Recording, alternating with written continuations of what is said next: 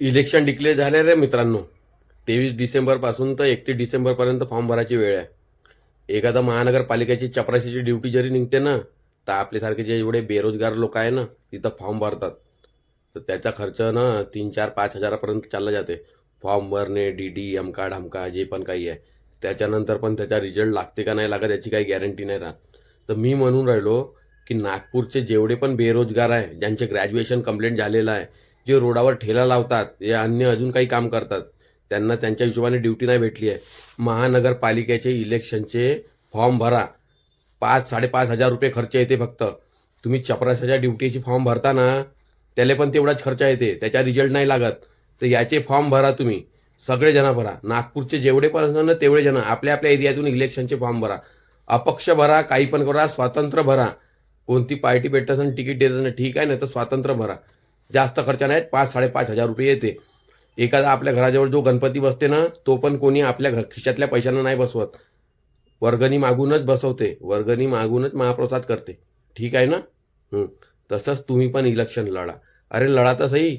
चुनाव आयोग किती मशिना बनवणार आहे, किती बनवण. आता तुम्ही ग्रामीणचे इलेक्शन तर पाहिलं आहे, किती घापेबाजी झाली आहे, किती पैसे वाटले गेले, कितीतरी व्हिडिओ समोर आले. एकावर तरी चुनाव आयोगनं एखादी कारवाई केली का? नाही केली ना. तरी पण इलेक्शन लावले, महाराष्ट्राचे इलेक्शन लावले ना महानगरपालिकेचे. त्याच्यामध्ये हे जे चुकी ग्रामीणमध्ये झालं आहे हे सगळं इथं नाही याची काही गॅरंटी आहे का? नाही आहे. तुम्ही सगळे लोक फॉर्म भरा, इलेक्शनचे फॉर्म भरा. किती मशिना बनवते ते हे लोक, किती चिन्ह वाटप करतात ना. तर आता पाहू आपण पण. तुम्ही शिकले सवरले आहे, पहिलेच आहे, 10 वर्षा 20 वर्षा पहिल्याची गोष्ट नाही आहे. हे आताची गोष्ट आहे 2025ची. सगळे शिकले सवरले लोक आहे, सगळ्याला माहिती आहे का करायला पाहिजे का नाही करायला पाहिजे. तर ठीक आहे ना, करा तुम्ही. फॉर्म भरतो ना आपण ड्युटीचा, एखादी कुठेही ड्युटी भरली, एखादी हेल्परची महानगरपालिकेची हेल्परची ड्युटी भरली तर आपण फॉर्म भरतो ना, त्याला किती खर्च येते तुम्हाला माहित आहे ना. येते ना खर्च त्याला, यायला बी तेवढाच खर्च येते. 5 ते 5.5 हजार रुपये खर्च येते. आणि आरक्षणामध्ये भेटले बसले तुम्ही तर अर्धा खर्च येते. ठीक आहे. फॉर्म भरा, सगळेजण फॉर्म भरा. तुम्ही आजपासून तयारीला लागून जा. पाहू तर सही. बीजेपी काँग्रेसले, काँग्रेस बीजेपीले, बस दोनच पार्ट्या एकमेकाला वोट देतो ना आपण. दोनच पार्ट्याला देतो ना वोट.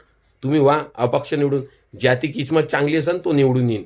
अगर मी सांगतो एका एरियातून कमीत कमी 100 बेरोजगार लोकांना जरी फॉर्म भरले आणि ते निवडणुकीमध्ये उभे राहिले ना, तर एरियाच्या रिजल्टनं हा काही वेगळा लागन. ठीक आहे. फॉर्म भरा, सगळेजण फॉर्म भरा, इलेक्शनचा फॉर्म भरा.